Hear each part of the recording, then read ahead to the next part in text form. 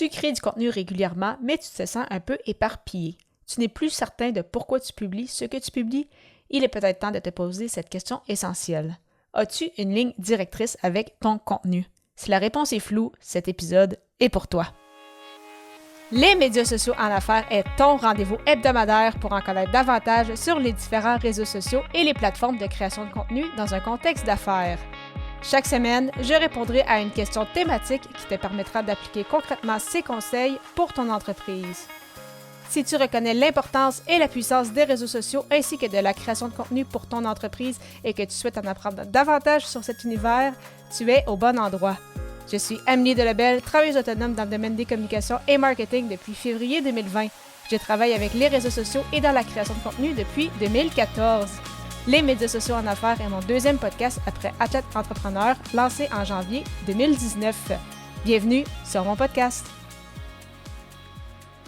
Salut et bienvenue sur les médias sociaux en affaires, épisode 353, alors qu'aujourd'hui je réponds à la question « As-tu une ligne directrice avec ton contenu? » Alors, pour moi, c'est vraiment quelque chose de super important, en fait, quelque chose même de fondamental que j'ai souvent mentionné, mais qui est encore trop souvent négligé, c'est ta ligne directrice avec ta création de contenu.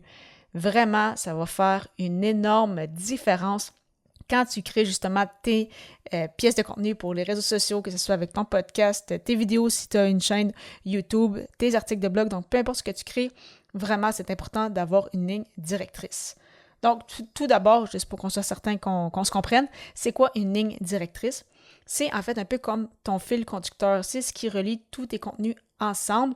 C'est le message principal que tu veux que ton audience retienne. Donc, quand tu crées du contenu, c'est quoi en fait? C'est ça ton pourquoi? C'est quoi tes objectifs derrière le fait que tu crées ces contenus-là?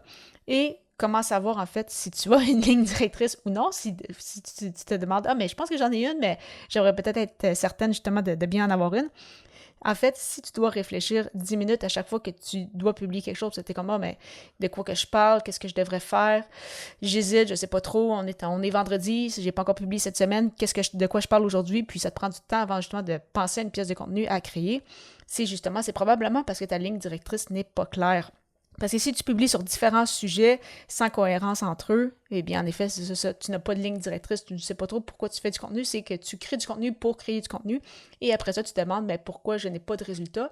Mais c'est parce que tu n'as justement pas de ligne claire, tu ne sais pas fait exactement pourquoi tu crées du contenu, et donc, tu n'as aucune intention derrière tes pièces de contenu. Donc, c'est pourquoi que c'est vraiment essentiel d'en avoir une pour justement ne pas t'éparpiller, pour pas toujours avoir te demander des questions, mais de quoi je parle aujourd'hui, qu'est-ce que je publie aujourd'hui, et justement permettre vraiment de créer une vraie connexion avec ton audience, avec des clients potentiels, et qui sait que ces gens-là deviennent justement des vrais clients. Et pour t'aider justement à définir ta ligne directrice, qu'est-ce qu'il faut faire? Tout d'abord, ça aussi je l'ai mentionné souvent, mais penser à ton persona, donc à qui tu t'adresses, qui veux-tu rejoindre, qui est ton audience cible, c'est quoi ses besoins, où est-ce que cette personne-là en est, de quelle façon elle parle pour t'assurer de parler le même langage qu'elle. Donc, est-ce que c'est des gens, par exemple, qui connaissent très bien ton milieu, donc peuvent très bien connaître le jargon technique de ton domaine d'expertise? Est-ce que finalement, non, ce sont des gens qui aimeraient en connaître davantage? Donc, plus tu en sais sur ton persona, plus ça va être facile de t'adresser à eux de la bonne façon. Par la suite, tu veux bien évidemment définir tes objectifs, donc qu'est-ce que tu veux que tes lecteurs, auditeurs, peu importe de quelle façon qu'ils consomment ton contenu, fassent justement, c'est quoi l'action en fait que tu aimerais qu'ils fassent après qu'ils aient consommé une de tes pièces de contenu? Est-ce que tu veux au final vendre tes produits, services?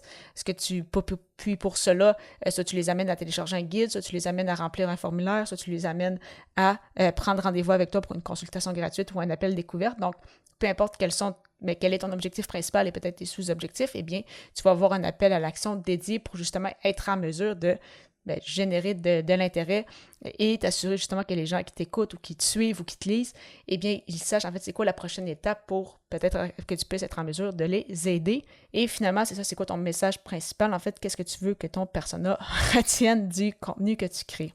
Ce que je fais personnellement, eh bien moi, de mon côté, ma ligne directrice, c'est facile, c'est que je veux aider les entrepreneurs à bâtir une stratégie de contenu durable, humaine et rentable. Parce que oui, créer du contenu, c'est bien, créer des connexions, c'est super intéressant, mais au final, je veux que ce soit aussi rentable. C'est comme moi, quand je crée du contenu, c'est qu'au final, c'est que je veux convertir et générer des revenus avec ça. Donc, bien évidemment, je veux la même chose aussi pour mes clients. Et c'est pourquoi, justement, je reste dans ma zone, qu'est-ce que j'ai défini qui était important pour moi, et que tu le sais probablement sur ce podcast-ci. Donc, parler, c'est ça, des réseaux sociaux, du podcasting et de la création de contenu en général. Et ça me permet justement de rester en ligne et d'être constante parce que je sais exactement pour qui j'ai fait ce contenu-là, quels sont mes objectifs et c'est ça, et c'est quoi le message principal de ce balado-ci. Tu aimerais discuter avec moi pour voir comment avoir une ligne directrice avec ton contenu? C'est facile, simplement à prendre rendez-vous gratuitement avec moi au ameliedelbel.com/consultation. J'ai déjà hâte de te retrouver à l'épisode 354 alors que le sujet sera « Est-ce que les algorithmes sont vraiment le problème? » À très bientôt!